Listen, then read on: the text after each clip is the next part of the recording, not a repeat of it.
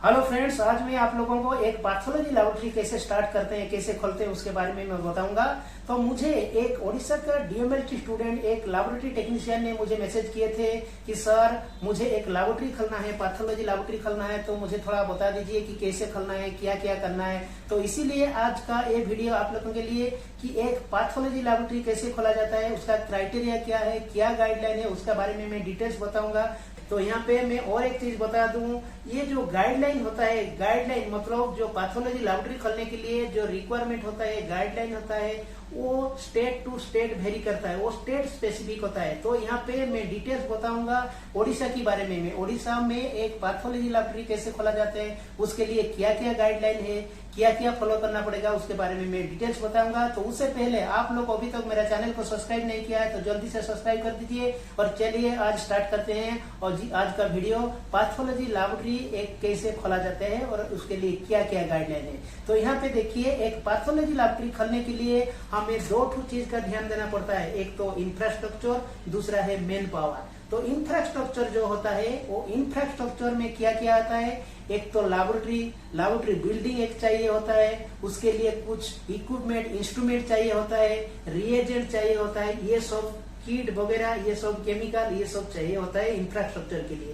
Laboratory खोलने के लिए मिनिमम आप लोगों को कितना स्क्वायर फुट का जगह चाहिए, आप लोगों को मिनिमम 500 से 600 स्क्वायर फीट का एक बड़ा सा रूम चाहिए। मतलब 500 मिनिमम 500 चाहिए, 500 से 600 आपको चाहिए। तो वो जो 500 से 600 जो रूम होगा उसमें क्या क्या रहेगा, एक मास्टर टेस्टिंग रूम रहेगा जो 500 और से 600 स्क्वायर फुट का एक स्पेस चाहिए। वो स्पेस में पहला रिक्वायरमेंट है आपको नंबर 1 में चाहिए एक टेस्टिंग रूम।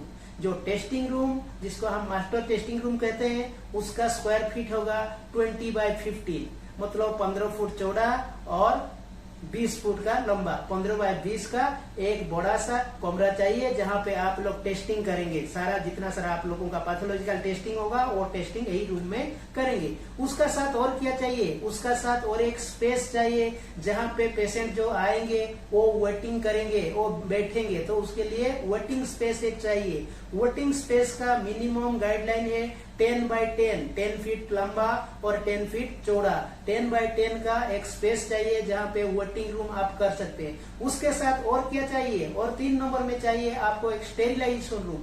स्टेरिलाइजेशन रूम का भी चौड़ा इतना ही होगा, मतलब 10 बाय 10 होगा, लंबा 10 फीट, चौड़ा भी 10 फीट, उस टाइप का होगा। 10 बाय 10 का यहाँ पे ध्यान दीजिए। एक रूम हो गया मास्टर टेस्टिंग रूम जहाँ पे 20 बाय 15 स्क्वायर फुट का रिक्वायरमेंट है, और एक वेटिंग स्पेस जहाँ पे 10 बाय 10 फीट का रिक्वायरमेंट है, और एक स्टेरिलाइजेशन रूम वो भी 10 बाय 10 फीट का रिक्वायरमेंट है।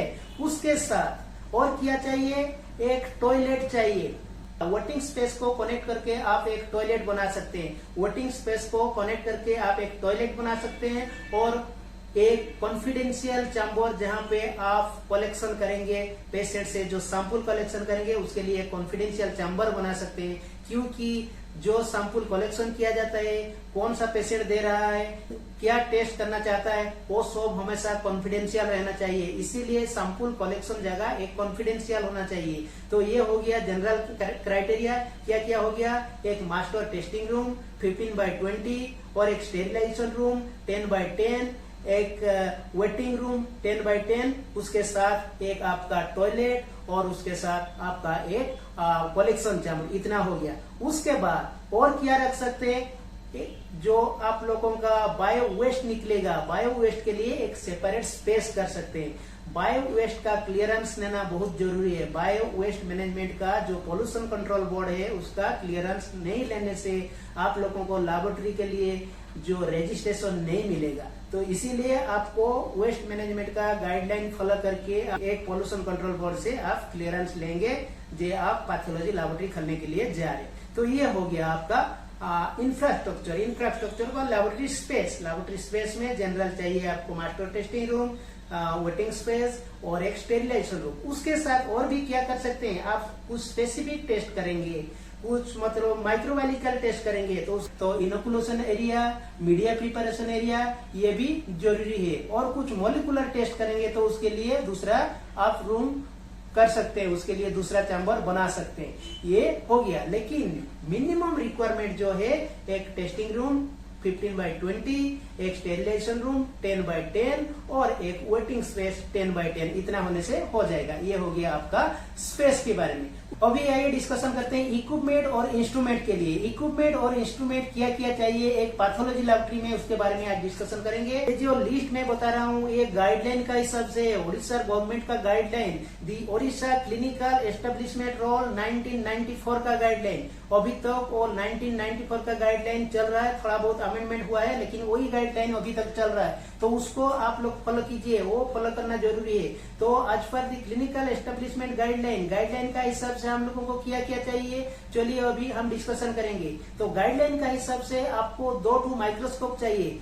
एक माइक्रोस्कोप आप जनरल एनालिसिस के चाहिए, stool analysis, urine analysis, side देखने के लिए जहाँ पे आप रखेंगे मास्टर टेस्टिंग रूम में, वहीं पे एक माइक्रोस्कोप चाहिए। और एक माइक्रोस्कोप कहाँ रहेगा, माइक्रोबायोलॉजिकल स्टडी करने के लिए दूसरा माइक्रोस्कोप यूज होगा। ये हो गया माइक्रोस्कोप। सेकंड क्या हो गया, सेकंड हो गया फोटोमेट्रिक कॉलरीमीटर, एक कॉलरीमीटर चाहिए। कॉलरीमीटर भी बहुत जरूरी है एक पैथोलॉजी लैबोरेटरी खोलने के लिए। उसके बाद आ गया आपका सेंट्रीफ्यूज, एक सेंट्रीफ्यूज आपको जरूरी पड़ेगा। उसके साथ autoclave, incubator, hot air oven, ये सब भी चाहिए। फ्लेम फोटोमीटर एक चाहिए। उसके साथ एक छोटा सा हैंड लेंस, और चाहिए हीमोग्लोबिन मीटर, और चाहिए ईएसआर स्टैंड, ईएसआर ट्यूब। उसके बाद आ गया ग्रेविटोमीटर, स्पिरिट लैम्प नहीं तो बंसन बर्नर होगा तो उसके साथ गैस कनेक्शन चाहिए। उसके बाद इनोकुलेशन लूप चाहिए, जो प्लैटिनम लूप वो चाहिए। ये सब हो गया आप लोगों का इक्विपमेंट और इंस्ट्रूमेंट। उसके साथ और क्या चाहिए, कुछ ग्लासवेयर्स चाहिए। ग्लासवेयर्स मतलब पेट्री प्लेट चाहिए, टेस्ट ट्यूब चाहिए, आपका स्लाइड और कवर स्लिप, कैपिलरी ट्यूब, ये सब चाहिए। पीपेट, ये सब चाहिए आप लोगों के लिए। कुछ लैंसेट चाहिए, सिरिंज चाहिए, ग्लोव्स, जो डिस्पोजेबल आइटम में से ग्लोव्स, लैंसेट, सीरीज और ये जो टॉर्निकेट, ये सब आप लोगों को चाहिए होगा। उसके साथ ये तो हो गया आप लोगों का इक्विपमेंट, इंस्ट्रूमेंट, ये सब चला गया। उसके बाद आप लोगों को चाहिए केमिकल, रिएजेंट एंड किट। जो आप टेस्ट करेंगे उसी हिसाब से केमिकल आप लोगों को चाहिए, कुछ रिएजेंट चाहिए और कुछ किट भी चाहिए आप लोगों को टेस्ट करने के लिए। ये डिटेल्स आप लोगों का आ गया इंफ्रास्ट्रक्चर में। तो उसके बाद हम आएंगे मेन पॉइंट के ऊपर। मेन पॉइंट क्या है, मेन पावर। तो मेन पावर क्या होगा ना, यहाँ पे एक लैबोरेटरी चलाने के लिए एक ओनर चाहिए, जो ओनर लैबोरेटरी को चलाएगा और लैबोरेटरी को ओनर होना चाहिए, जिसका नाम में लैबोरेटरी मतलब रजिस्ट्रेशन के लिए अप्लाई होगा, वो आदमी चाहिए। वो आदमी कौन होगा ना, कोई भी हो सकता है वो आदमी, उसके लिए कोई भी एजुकेशनल क्वालिफिकेशन नहीं चाहिए, उसके लिए कोई भी नॉन टेक्निकल कोई भी आदमी हो सकता है। आप भी अप्लाई कर सकते हैं, आप एलटी हो तो आप भी अप्लाई कर सकते हैं, नहीं तो कोई डॉक्टर भी अप्लाई कर सकता है, नहीं तो कोई जनरल पीपुल भी अप्लाई कर सकते हैं। आपका पापा का नाम से, मम्मी का नाम से, बहन का नाम से, भाई का नाम से भी आप अप्लाई कर सकते हैं। जिसका नाम में ये लैबोरेटरी रजिस्ट्रेशन होगा वो हो गया लैबोरेटरी का ओनर। सेकेंड मेन थिंग हो गया टेक्निकल पर्सन। टेक्निकल पर्सन क्या है, आप लोगों का इंफ्रास्ट्रक्चर रेडी हो गया, लैबोरेटरी रेडी हो गया, केमिकल रेडी हो गया, इक्विपमेंट इंस्ट्रूमेंट रेडी हो गया, लेकिन टेस्ट करेगा कौन, टेस्ट करने के लिए जो आदमी चाहिए वो हो गया आपका एलटी। वो इम्पोर्टेंट पॉइंट आ गया। तो एलटी कितना टू चाहिए, लैबोरेटरी टेक्नीशियन आपको चाहिए 3 ओडिशा गवर्नमेंट का रजिस्ट्रेशन पाने के लिए आपको 3 एलटी का जरूरत होगा। और 3 रजिस्ट्रेटेड एलटी होना चाहिए। तो 3 एलटी लैबोरेटरी टेक्नीशियन चाहिए, उसके लिए डीएमएलटी काफी है, DMLT diploma in laboratory technician, इतना कर देने से काफी हो गया। तो वो 3 चाहिए। वो लोग टेस्ट करेंगे, जितना सारा टेस्ट करना है, पैथोलॉजिकल टेस्ट, माइक्रोबायोलॉजिकल टेस्ट, वो एलटी करेंगे। वो ट्रेंड एलटी होना चाहिए, 3 ट्रेंड एलटी आप लोगों को चाहिए। उसके बाद जो एलटी टेस्ट कर देता है, टेस्ट करने के बाद जो रिपोर्ट आता है, वो रिपोर्ट के ऊपर किसी ना किसी आदमी का सिग्नेचर रहता है। वो आदमी कौन होता है, वो होता है signatory authority. Without signatory authority report is valueless. इसीलिए सिग्नेटरी अथॉरिटी कौन होगा यहाँ पे ना, एक डॉक्टर होगा। डॉक्टर कौन सा डॉक्टर होना चाहिए, एक specialised doctor with specialisation with pathology, microbiology, biochemistry, ये सब स्पेशलाइजेशन होना चाहिए। पैथोलॉजी का होगा, माइक्रोबायोलॉजी का होगा, बायोकेमिस्ट्री का होगा, बैक्टीरियोलॉजी का होगा, ये सब स्पेशलाइजेशन डॉक्टर चाहिए एक लैब खोलने के लिए, जिसको कहेंगे सिग्नेटरी अथॉरिटी। तो वो जो सिग्नेटरी अथॉरिटी होंगे, कोई भी एक डॉक्टर का आप रजिस्ट्रेशन नंबर लेके, उनका कॉन्सेंट लेके आप खोल सकते हैं। आपका खुद का डॉक्टर नहीं होंगे तो किसी को पास जाके उनका सर्टिफिकेट को मांगिए, उसका जेरॉक्स कॉपी लाइए, उसका रजिस्ट्रेशन आपको चाहिए। उसका साथ वो डॉक्टर आपको एक चीज देंगे, क्या देंगे ना, कॉन्सेंट फॉर्म देंगे। एक कॉन्सेंट फॉर्म लिख के देंगे, मैं कितना टाइम दूंगा आपको, मतलब 3 घंटा दूंगा, डेली 3 घंटा, डेली 5 घंटा, ऐसे कुछ लिख के देंगे। फुल टाइम देंगे, पार्ट टाइम देंगे, ये सब चीज वहाँ पे लिख के देंगे। तो डॉक्टर का क्या रहेगा, एक कॉन्सेंट फॉर्म जहाँ पे लिख के देंगे, और पार्ट टाइम रहेंगे कि फुल टाइम रहेंगे और कितना टाइम देंगे, ये सब लिख के देंगे। तो डॉक्टर का कॉन्सेंट फॉर्म रहेगा। और डॉक्टर विदाउट एक सिग्नेटरी अथॉरिटी आपका लैब रजिस्ट्रेशन नहीं हो सकता है। तो सिग्नेटरी अथॉरिटी बहुत जरूरी है। तो यहाँ पे 2 टेक्निकल पर्सन चाहिए, एक लैबोरेटरी टेक्नीशियन, दूसरा हो गया सिग्नेटरी अथॉरिटी, मतलब एक डॉक्टर। सिग्नेटरी अथॉरिटी जो होता है उनका स्पेशलाइजेशन माइक्रोबायोलॉजी, पैथोलॉजी, बायोकेमिस्ट्री होना चाहिए, वो MD होना चाहिए। लेकिन अभी आप लोगों का कुछ गाइडलाइन चेंज हुआ है। मैं ये सारा जो चेंज हुआ है उसके लिए मैं दूसरा एक वीडियो बनाऊंगा, तब तक आप वेट कीजिए। तो स्पेशलाइजेशन डॉक्टर एक चाहिए। Specialisation doctor means doctor in pathology, microbiology, biochemistry, biotechnology, उनमें स्पेशलाइजेशन एक डॉक्टर होना चाहिए, जिसका सर्टिफिकेट लेके आप एक लैबोरेटरी खोल सकते हैं। तो लैबोरेटरी खोलने के लिए 2 टेक्निकल पर्सन का जरूरी होता है। एक तो लैबोरेटरी टेक्नीशियन हो गया, दूसरा हो गया एक सिग्नेटरी अथॉरिटी जो कि एक डॉक्टर। और जो स्पेशलाइजेशन डॉक्टर है, स्पेशलाइजेशन डॉक्टर नहीं होने से एक लैबोरेटरी खोलने नहीं होगा। लेकिन यहाँ पे मैं ओडिशा का बात कर रहा हूँ। ओडिशा में क्या है ना, ओडिशा में 30 डिस्ट्रिक्ट है और कुछ केबीके डिस्ट्रिक्ट है, कुछ रिमोट एरिया है और कुछ नॉन केबीके डिस्ट्रिक्ट है, मतलब कोस्टल एरिया है। तो जो केबीके डिस्ट्रिक्ट है वहां पे देखा गया है कुछ एरिया में जो स्पेशलाइजेशन डॉक्टर का अवेलेबिलिटी नहीं है, वो मिलते नहीं है। इसीलिए उड़ीसा गवर्नमेंट में क्या किए ना, एक गाइडलाइन का जो 1994 का जो गाइडलाइन था, क्लिनिकल एस्टेब्लिशमेंट का गाइडलाइन, उसमें कुछ चेंजेस किए, कुछ अमेंडमेंट किए हैं। वो जो चेंजेस हुआ था वो 7 दिसंबर 2009 को हुआ था।